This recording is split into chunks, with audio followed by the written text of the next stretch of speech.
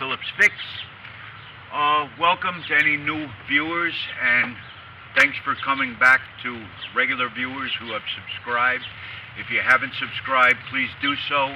It helps to support the channel, and it lets YouTube know that people are watching. It doesn't cost anything. If you hit that notification bell, you'll get notified when new videos come out. Today it's a rainy, wet day, so I can't really do any work, but I just wanted to talk to you guys a little bit about car maintenance. I don't buy new vehicles, I buy used vehicles, and when I get them, I go over a thorough service. Engine oil and filter, brake fluid flush,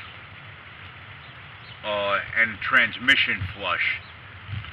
One thing you have to watch out when you're buying a vehicle is you have to, hopefully if it has a dipstick, check out the color and the odor of the transmission fluid. You don't want a car that's never had their transmission serviced. Sometimes you get these cars that have 100,000 miles or more and the transmission has never been serviced. When you do service it, it starts to slip and the transmission goes to shit, for lack of better words. As far as service goes, I only run synthetic oil in my cars. I run Mobil 1 in all my vehicles, 0W40 in the Mercedes, and I actually run 0W40 in an '08 Chevy Impala as well. It calls for 530, but the zero weight is thinner, so it gets to the upper valve train and everything to lubricate it quicker. A lot of these vehicles recommend 10,000 mile oil change intervals. I try to tell people the manufacturer recommends that. You have to keep in mind that the manufacturer is in the market of selling cars. They don't want you to do things that's going to make your car last forever. If I have a vehicle that has 100,000 miles on it, I will do a oil change at 6,000 miles. If I get up to 150,000 miles, I would do it at 5,000 miles. If it's got about 60,000 miles, I would do it at 7,000 or 8,000 miles. So you can gauge it with the higher mileage, more frequent oil change. Oil is much cheaper than an engine or a new car. As far as the transmission service goes, I usually do it every 30 to 40,000 miles. I will do a thorough transmission flush. Then after that, I just do what's called the spill and fill. I'll just drop the pan, drain it, drop the pan, clean it out, clean the magnet off, and put in a new transmission filter. On the brake fluid, every 3 years, I like to flush my brake systems out. You can do it every 3 to 5 years.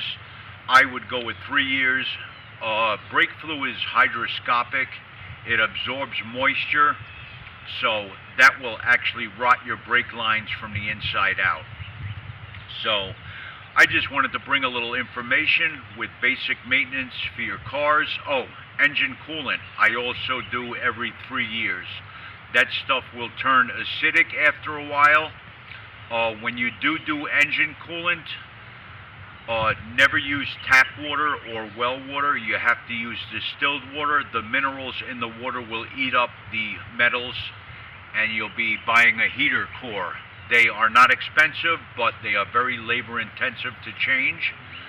I have a bad back. My feet are killing me. That's why I'm always fidgeting.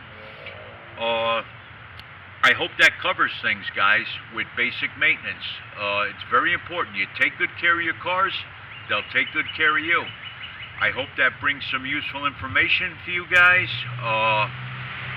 As far as the Mercedes, with the transmission fluid, it cost me about $100 to do a flush. I don't use Mercedes transmission fluid. It is way overpriced just for a label. Mercedes-Benz does not own their own oil refinery, so they are contracting that transmission fluid from another company. What I run in the Mercedes is Shell 134, That's for a 6. Oh my God, I'm getting senile, man. 7.266. Yeah, transmission. If I don't have that right, I'll correct it. 7.266. Yeah, that's what it is. 7. I'll put a note here because my mind is a sieve. All right, guys. Thanks for watching, and don't forget, take good care of your cars. They'll take good care of you. Bye-bye. We'll see you soon. We got a lot of work to do this spring. See you soon, guys. Stay safe.